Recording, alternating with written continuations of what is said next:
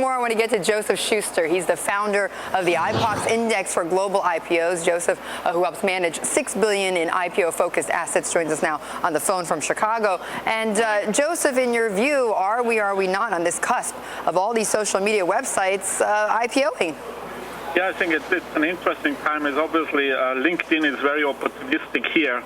They don't see Groupon to go public soon, as well as Facebook. They will take a while. So I think they are truly opportunistic to be the first to the market. And typically, if you're first to the market, you deserve and you will get the highest valuation, at least for some time until other companies go public as well. Right, and this valuation, which I'm reading there, and I read in the papers this morning, $1.5 to $2 billion for LinkedIn. What do you make of that? I think it's interesting from the filing. If you decipher the revenue streams, is actually,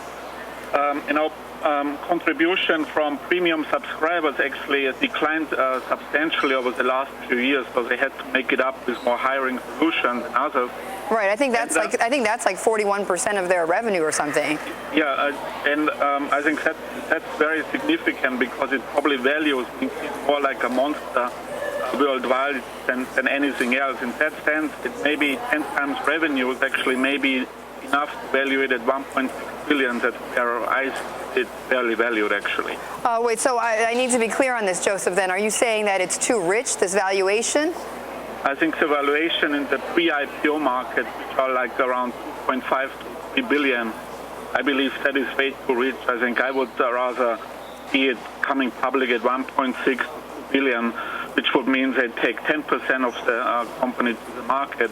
That I believe would represent a fair value right now. Okay, but then does that mean, Joseph, that when it finally lists, could investors be headed for a disappointment then? Well, I think between 1.6 and 2 billion, I believe, there's some medium to long-term potential in the deal. And I think that's where LinkedIn wants to price it. You don't want to price the deal too high in order to see it going down afterwards when you want to sell more stock. You want to sell stock in a market which goes for you, which goes up. And obviously also you want to underprice the stock in order to maximize the market, the initial IPO.